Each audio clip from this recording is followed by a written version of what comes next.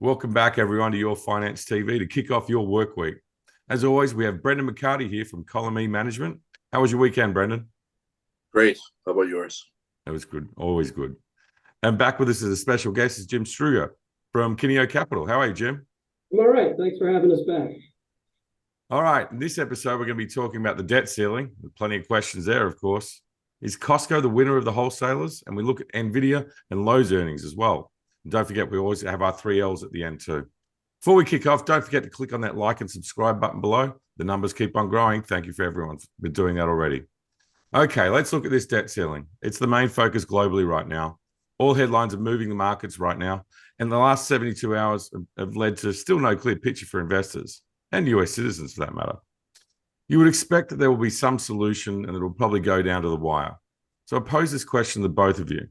What are the ramifications of the market of a deal getting done or not getting done? Why don't we start with you, Jim? Sure. So deal not getting done, arguably catastrophic, right? There's no real precedent for this, but we can imagine short-term, long-term significant implications for the U.S. dollar as a reserve currency, implications for treasuries, risk assets broadly. So in the near term, it could easily trigger, a main shock. And over the long term, there would be real ramifications that I think the three of us could probably spend years, along with others, discussing as they play out. We could probably all agree, though, with a reasonably high probability that a deal will get done. They'll take us to the wire.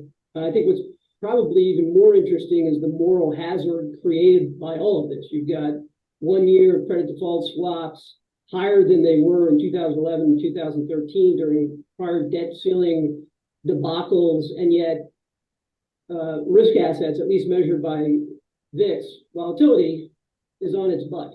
So the fact that you've got credit markets deeply concerned and the pinnacle of risk assets, equities, not really caring a whole lot, tells us there could be broader moral hazard implications going forward. Brendan, what do you think? Yeah, I would agree. History would argue we'll get a deal done. I think this is a little different. Like 11 was plenty of fireworks. The economy was sort of wilting. The dollar was turning, and then it all came to a halt in August when everybody's on vacation. It led to 2 months of the best buy the dip moment for the next 3 years, right? Like the S&P tumbled like 20%, and that turned out to be the best buying opportunity, even with no earnings, just quantitative QE. I would say with this one, it's a little different in terms of the parties in charge. Like Biden moved to a little bit to the middle, it seemed, or moved towards the GOP over the last few weeks on random things. I don't follow politics like I used to, but they just stuck out to me where he gave the GOP, I think it was a drilling permit or something like that. I can't remember exactly what, but he gave them something and the party was ticked. The progressives were really upset about it. On the GOP side, McCarthy is sort of like one vote away from being removed, right, as speaker. That's what I read this morning. I'm like, geez, that doesn't give him a lot of foothold. So I'm guessing that they're speaking for the parties and not for themselves necessarily, and which could argue to me that we get to the deadline and all of a sudden it really gets crazy because nobody really knows who's doing the speaking. Like these two guys doing the talking and they're fighting back and forth. The only other thing I would say is Yellen said, I think earlier last week, that June 1st was the deadline, but over the weekend she said June 15th. So they're moving the goalposts. It's no longer June 1st. Could it be July 1st now? Could it be longer? If this drags on and on, the markets aren't going to like it. But right now, the markets don't really seem to care. I can't get over how high CDS has climbed on the U.S. dollar. Yet the U.S. dollar, to me, it's funny. There was a sentiment. They said, where would you want to hide the debt battle? And the third best option was USD. Well, everybody's buying credit default on the USD. Why would you buy credit default on the US dollar when you think it's the third best place to hide? So this market's it's interesting. I would just say that it's going to come down. I think it's going to get murky down the wire just because I think there's a lot of people in the conversation, not just Biden and McCarthy. Yeah, I feel like there's a lot of bravado talk going on that we won't buckle to the wishes of the Republican Party. I think there was headlines yesterday from Biden saying the greedy wealthy. I'm not paying tax. And I think they even had a crack at crypto traders as well, because they're making the big difference as far as that's concerned. But to me, I just don't think it's really going to be that big of an issue. It's going to be done. It's just a matter of timing. And as you said, Brendan, they might push it back a little bit. But do we see the catalyst like we did see in 2011? Is that going to be the catalyst for this market to break out? And that's the question I think that everyone needs to really work out. Yeah, I agree. Okay. I'm sorry, there, meaning that debt ceiling is resolved, and that's the catalyst for the market to break above critical levels. SPY, for example, is what you're talking about, as opposed to breaking lower. Yeah. This is what moves us up and out. Yeah, it certainly feels that way, and everything we've seen in the last several years suggests that policymakers and politicians coming along and plugging the next hole is all risk assets need to move higher. So it looks and feels that way for sure. But that in and of itself, I think, is the risk. There's an asymmetry of risk that these policymakers have delivered to investors. That's the scary part. Not necessarily right here, but going forward. Yeah. Little fear of these type of events anymore. Okay, now let's move on to it's earnings week for the wholesalers with Costco, BJ's, and Big Lots all reporting. Anytime I'm at Costco, it's jammed. Brendan, you see a similar story at BJ's wholesale as well. But there is a standout winner from the group right now, and it's Costco. While BJ's and Big Lots have seen decent pullbacks in their share prices this year. Now, looking at these three charts, you can see there's earnings releases as an opportunity possibly. Are Costco the clear winner, or is there danger lurking around the corner for Costco? Why don't we start with you on Brendan on this one? So I've been looking at retail charts of late, and they seem to be seems to be creeping around the corner for several of them. We looked at Under Armour last week. I can't get over there in the single digits. But Costco of these three is the big winner, whereas Big Lots looks like it's going down. My God, it's like a $6, $8 stock. Costco is the biggest winner because they've done the best in terms of managing their revenue versus earnings mix. Warehouse clubs in general have been doing better. Like I'm in BJ's every 2 weeks, and you can see how that their unit sales are still killing the Walmarts. They're killing the grocery stores. They're doing a great job of just keep buying in bulk, and they're making money just by leaving the items on the shelves because the prices are going up for them. BJ's seems to have a bigger slowdown on their docket according to the market, it appears, whereas Costco doesn't. And then Big Lots is what it is. Costco's overall better price per unit will continue, I think, to drive things, even though they may miss perhaps on the revenue side. Though, as you said, they're pretty full these days. They did miss the last 2 times on revenue, which is kind of interesting. But they beat last time in the earnings per share. I wonder if we're at the point where less sales are being offset by higher margins, like on a longer term basis for them, in terms of like General Mills, where General Mills lasted a whole year with lower revenue and higher earnings, and it just kept driving the stock higher. Another interesting point on Costco is that after missing an EPS, they tend to have at least 2 beats in a row before settling back, if you look back at 20 years of data. So essentially, they should beat on this if it's following trend of the last 20 years. If they don't, that would be really newsworthy, and it could really be a big point for the market in general in terms of retail. Also, last thing, they've been moving lower into the last 3 earnings reports. This is no surprise that all 3 of these guys are going lower into earnings.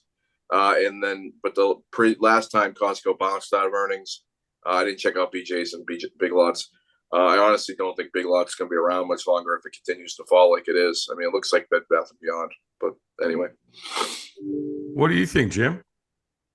I think that's right on point. Costco, clearly the winner for the right reasons. I'm a Costco member. I go. It's a zoo every time. The parking lot, you almost need security to get into the parking lot and get into the store and then back to your car safely. So observationally, in that regard, Costco's a winner, but it's also a valuation winner, right? I mean, the market has long valued Costco above its peers. We're comparing it to BJ's, but it's 220 billion market cap versus BJ, which is just a fraction of that. So for us, we're happy to own a group of these names in this environment. We've got a pretty cautious macroeconomic view, thinking that there will be some semblance of recession ahead. There's plenty of Fed tightening still to work its way through the economy. And so for a Costco, they pay a sub 1% dividend, but it's a name that we would be happy to own here, and BJ's as well. So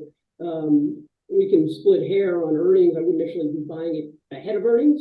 I don't think we're going to see an enormous move here. We got about a 3% move for Costco priced in. So we're not talking about a technology name that's going to move 10-15% on earnings. So I think we can sit, watch earnings, which is probably true of many of these retailers coming this week. We're not necessarily first in line to stick our necks out in terms of what this is all going to look like, but Costco, BJ's, these are names we're happy to own, certainly into the rest of 2023, probably beyond, just given positioning in the marketplace as discounters relative to what we think is happening on the macro side. I'm looking forward to seeing what comes from those this week. Okay, talking of this week, Nvidia, and they're the darling of the market right now, and they're reporting this week as well. And it's had an incredible run in 2023. AI being a hot word is definitely one of the reasons behind driving it. Now, they report Wednesday after the close, and there's going to be, as I said, there's going to be a lot of interest in this release. Can their share price keep up this momentum, though? Short interest has been decreasing going into these earnings. They're down nearly 18% since their last earnings release. Now, on Friday, there was some notable buying of the $315 call expiring on May 26th. There was a print of 14,502 contracts. Gentlemen, what can stop this momentum? Jim, let's start with you. Just exhaustion. I mean, it's been an absolute monster, right? Stocks up almost 200% from the October 2022 lows, trades 28 times sales. You'd be challenged to find another company of this size that trades on that valuation. I get it. AI, maybe that's what's going to take us into the next cycle. And that's wonderful. And the reality is there aren't very many ways to play artificial intelligence. We get this question a lot now. I'm sure plenty of people do. But if you talk about pure plays, so not even the Nvidia and the Microsofts and the IBMs who have a touch on AI, but trying to find pure plays, not many out there. Palantir, PLTR, ripped over the last several days last week. That's pure play-ish. UiPath, PATH, robotics company, usually grouped into AI exposure. But I challenge anyone to go out and find relatively large pure play AI companies. Not easy to do. So what we're seeing in the big names in that regard makes plenty of sense. Earnings move for Nvidia is about 7.2%. That's a little bit rich relative to the last couple of years. The way we would trade something like this is really on the side of exhaustion. And so we'd look at something like an iron condor. That's our go-to if vol is pretty well bid. And we think in the case of an Nvidia, for example, that really across a lot of technical metrics could or should be exhausted.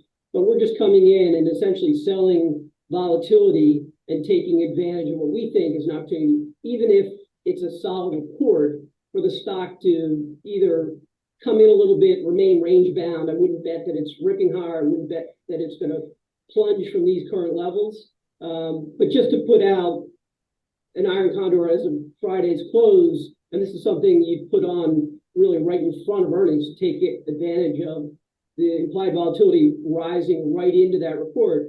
But something like a May 26th, that's Friday's expiration, a 287.5, 297.5 put spread. So you're selling the 297.5, buying the 287.5, and then on the call side, 330, 340. So you're selling a 330 call, you're buying a 340 call, and what you're doing is you're basically selling these wings. You're selling an extreme move. You own the guts in the middle and the expectation that Nvidia moves less than the 7.2% that's currently priced into options markets. Very interesting. Brendan, what are you thinking on Nvidia? So I think Nvidia turned into the biggest surprise in this market in terms of its sheer price momentum. Sort of like what tech's done this year. What is it, NASDAQ up like 30% or 25%, some silly number. I think what you're seeing now is what the latest drive higher is all the analysts trying to catch up, the breadth all trying to catch up. I mean, this is the last time that Nvidia did this on the crypto boom. Remember it shot up higher in crypto. I think that was in trying to find it. 18, they spiked higher into the crypto boom, and then everybody realized there wasn't much money for them to make during the crypto boom, and the stock basically gave it all back. Nvidia's rising, and this is AI now, which is freaking everybody out. I mean, all it is, we go on and on about AI and how wonderful it is, but all it is a glorified search engine at this point, that goes multiple millions of miles per hour. But Nvidia is rising on this mania, this fear that they're gonna be part of, they're gonna monetize it. I go back to this with Nvidia. The last time it didn't do on the crypto boom, it didn't do that well. This time it's rising, probably in the back of the easy money that's coming out of the Fed. The same thing that's driving tech higher. I mean, it's the narrowness of this market. What is it, like 15 stocks driving the gains? Or it was 8, now we're up to 15.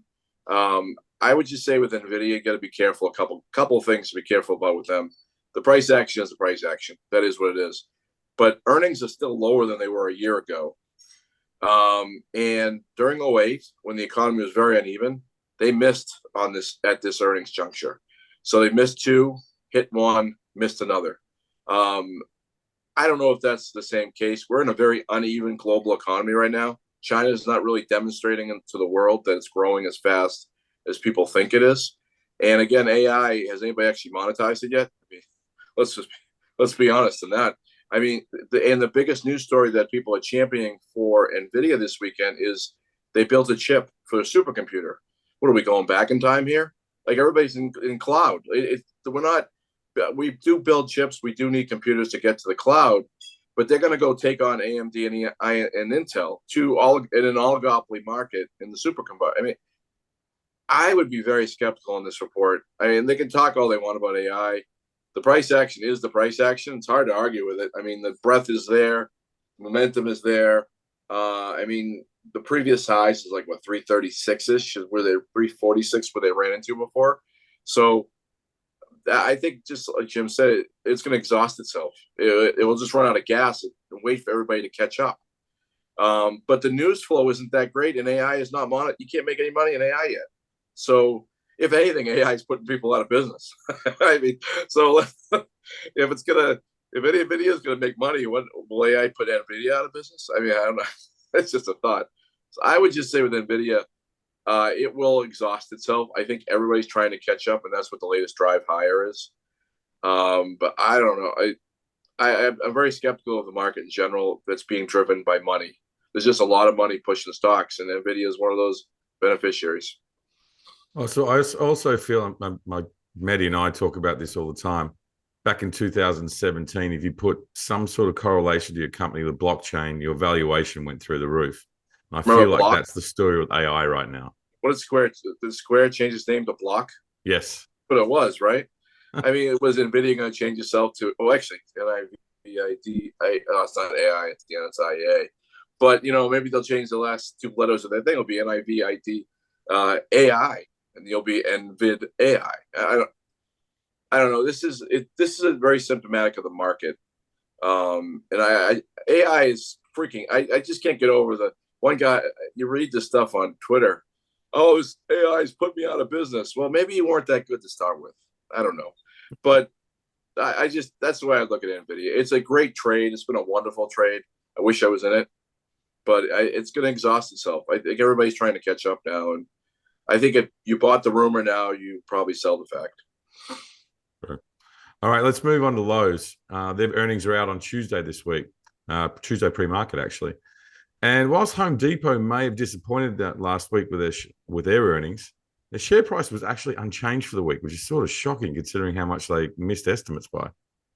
Can Lowe's surprise us? The chart seems to be range bound to me, but there are some bearish investors out there because Wednesday there was 4,475 contracts of the 192.5 puts which were purchased, and they expire this Friday. Could we see a surprise in these numbers? Now, we're talking about options, so we're going to go with you again, Jim, first. Yeah, sure. So there's a 4.7% expected move for Lowe's. As you mentioned, range-bound stock hasn't done much in a year. Trades at a pretty sharp discount to Home Depot, 30, 40%, depending on what metric you look at. Ultimately, for us, we're on the sideline. Again, if you go back to macro uncertainties, rates being higher, Home Depot's report, which raised a lot of red flags, and that's typically the better operator than Lowe's. I think it'll be an interesting report, but one that we'll be sitting on the sidelines watching and pulling information out of, rather than trying to play in option land or otherwise. So we're not really in the group in terms of invested in public equity, and probably not touching anything on the listed option side, but our eyes will be open and we'll be watching. What do you think, Brendan? So I was originally going to take the side of was HD's miss Lowe's gain, but HD's problem was it was discretionary products. They're not selling as many of them, and I originally thought it was more of the contractor slowing down, because the HD is more contractor, Lowe is more discretionary. Lowe's has this amazing beat statistic. I think it's 18 straight quarters or something. Wow. I can't find the number, but you look at the earnings chart, they haven't missed in like 3 years. It's like they manage earnings quite well. So whatever they put out there, they're very predictable. But if discretionary is what hurt Home Depot, and Lowe's benefits more on discretionary, I mean, typically speaking, was again, contractor goes to Home Depot, the individual person goes to Lowe's. It's been like that for years. Even though I like going to Home Depot myself, that's just me. But I would just say that I think that that buying of puts is the hedge against the myth, like a possibility of a miss. It's like the gamblers. You go into, I don't know if you ever played FanDuel or listen to these gamblers, but they all play momentum. So it's like, all right, the Celtics, who played like crap last night, let's just say they beat the spread 18 straight times. So these gamblers will be like, oh, let's play for the 19th straight time. Well, what if this 18 straight hits in the income earnings? These puts are a play against a risk, like a hedge against that. They can't beat forever, if you will. Home Depot, I think they beat by 2 cents on earnings last week, but they missed on the revenue side for discretionary. Yeah. So if Lowe's can manage earnings, beat earnings, but maybe their miss on the revenue side is greater. In the end, it didn't matter to Home Depot because the stock came back. I think the shorts are too finicky in this market. They won't dare hit them. But there are retailers having trouble. Maybe it's just the smaller ones. I don't know. But I would just say that would be my big, if they meet their earnings estimate, nothing done, story unwound, move on to the next story. They missed on that earnings. That means they weren't able to manage it. And to me, that argues that maybe the environment's getting a little more difficult. And that's something that will hurt Lowe's. Last thing, the stock did put in a turn on the chart this week. Better chart than Home Depot last week. I'm sorry, turn last week, better chart than Home Depot. So going into these earnings, I think investors are pricing in a beat, but these puts are an indication that there's a little fear that there's a slight chance they'll miss. So I guess I'm riding a fence here. But I'll just say the market's trading better into earnings. But I mean, how many times in a row can you beat? Honestly, 18 times. I mean, you can manage earnings forever, but at some point you're going to miss. And I think one of these times they will eventually. All right. Well, there's no fence sitting coming up for 3Ls, that's for sure. We're continuing with the earnings theme. We've got 6 names for you to look at. They're reporting this week. Jim, you know how it goes. Brendan, you obviously know how it goes. So let's jump into the first one. We're going to start with you, Brendan. Tuesday, pre-market, Dick's reports, DKS. I've been getting Dick's wrong the last several times, but this one I think I'll be right. We'll leave it. Looks like a false breakout above 135 and a move back into the very long-term range lower. What do you think, Jim? Yeah, for me, it's just a leave it. Almost 9% move implied. Typically beats, but again, with these earnings names, need to have the feeling of some sort of an edge. So not a name I want to step in front of. Watch and see what the consumer looks like from Dick's perspective, but not positioning ahead of earnings. Okay. Next, we are on Tuesday after the close is Palo Alto, PANW. Jim, why don't we start with you on this one? Yeah, so almost an 8% expected move, similar, at least as I think about things, to Nvidia. Obviously, very different stock, but just from a volatility perspective and in terms of performance of the underlying. So I don't want to take a directional view here. I want to take a view on volatility. So an iron condor, again, might go to in a situation like that. So what would we use? Again, this is something people would size up right ahead of earnings. So this is indicative only, but May 26th, so Friday expiration, 172.5, 177.5. Put spread, you're selling the 177, buying the 172, and then 200, 205 call spread. I always like to go through this again. You're selling the wings, even though I said this earlier, you're owning the guts. It's representing the view that the underlying stock is not going to move more than the 8% that's currently being implied by the listed options market. What do you think, Brendan? I would leave it. It's a tough one though, because the spread is sitting barely under support. But the edge is to the downside. Technology, I don't know what Palo Alto's done lately, but I would leave it. Okay. Wednesday pre-market, we have an old favorite, Kohl's, KSS. Brendan. So this is one of those stocks that looked like I thought was dying. Looks like I would leave it. Looks like it went through 19, may provide some temporary support, but I would leave it. Jim? This one's surprising, right? Down almost 80% over the last 4 or 5 years. It's incredible. People love Kohl's not too long ago, maybe the last generation. Trades at a stress valuation. This is one we'd probably take a shot on the long side, going out a little bit longer term than just to have isolated option earnings exposure. So what I looked at is going out to regular June expiration, doing something like selling a 16-14 put spread, and then you turn around and use that premium to buy. I sized up a 22.5 strike call. So it's a relatively wide spread. Your risk is based on that 14-16 put spread. You're selling that, so that 2 points, that's how you would quantify the risk to the trade. And in return, you've got that 22.5 strike call going out several weeks. So our way of representing the fact that vol seems a little bit rich, stock acts like hell. We can say that, but we take longer term, several weeks out, upside exposure while extracting volatility from that put spread. Okay, we'll move on to our next one, Best Buy. They report Thursday pre-market. What are you thinking on that one, Jim? That's a big leave it for me.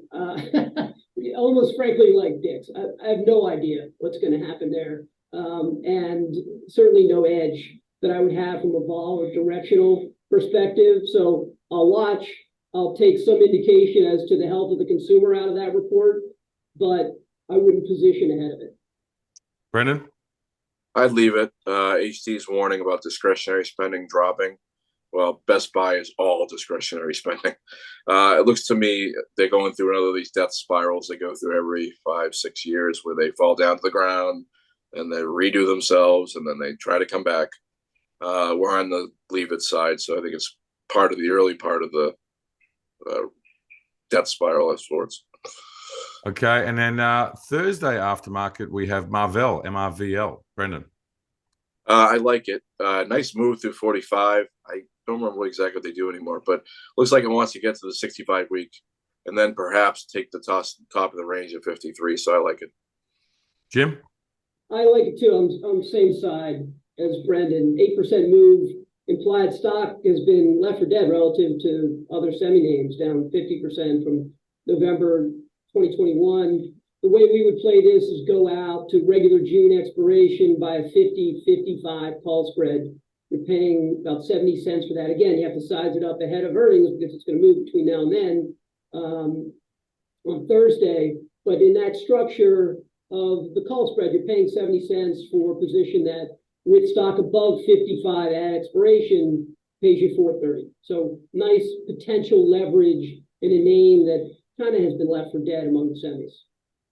Okay, and the last one we're looking at, it's interesting you mentioned Big Lots went to single figures. Well, here's Gap, it's at single figures as well, and they report Thursday after the close. Jim? 14% move here. It acts like a little biotech name or a tech name, right? So there's a lot cooked into it. I'm going to clump this into my leave it and watch and see the health. I guess if Gap anymore is an indicator of the health of the U.S. consumer on the apparel side, but nothing to grab onto here to feel like we've got an edge directionally or from a vol perspective. So watching, but it's a leave it for us. All right, Brendan, what are you thinking on Gap? I would leave it. It's sitting right below support and could be ripe for a reversal to the upside. I go back to the discretionary comments from Home Depot. This Gap is not discretionary. If anything, it's cheap clothing that kids will buy. Though my daughter says Gap is out of style, so take it for what it's worth. I would just argue that it will be an interesting read for those who have, if the trade down is going on, like Walmart, I think said there's a trade down going on. Wealthy are buying at Walmart. They weren't buying at Target, strangely enough, but they were buying at Walmart. Will they also be buying a Gap to create a surprise? Otherwise, stocks are just going to continue to move lower. Retail's in trouble. Based on all these charts you're seeing, like it's the outskirts that's in trouble. Like Home Depot and Lowe's and Dick's will be fine. I keep thinking Kohl's is like Bradley's. I mean, do you remember? And ironically, they all took over all the old Bradley stores that were all, remember Bradley's back in the day. But Gap's a very interesting story. If it confirms what the chart is saying, this narrowness of the market that we're seeing, retail's in trouble. And it looks like it's getting worse. That's just my opinion. Maybe we'll do a focus on that in next week's show. Yeah. Maybe. And it's fair to, one point I would add to that is the narrowness that Brendan is speaking about, even if that turns, right, and there's better breadth to this market, maybe big tech takes a breather, that doesn't necessarily suggest that some of the retail names that we're talking about today will begin to perform better. As Brendan mentioned, some of these might be headed toward zero until it's all over. So many of these names, I think there's not any real reason to jump in aggressively on the long side. I think we can all wait and see on several of them. Let them show strength in their charts and in the operating environment before you move in on some of these names. Well, gentlemen, thank you very much for your time today. Jim, thank you for coming on as a special guest. We look forward to having you back again soon. Thank you very much for having me. And Brendan, as always, thank you very much for your time and insights. And we'll see you again. Well, maybe we're not next week's Memorial Day weekend, so it's a couple week break. Yes. Woo! Thanks, Jim, for coming on. Your stuff is fantastic. The volatility stuff is wonderful. I love the perspectives you bring on this. Anyway, just wanted to share that. I appreciate that. Thanks very much. Everyone else out there, enjoy your Memorial Day weekend next weekend, and we'll talk to you in a couple of weeks. Until next time, good luck investing.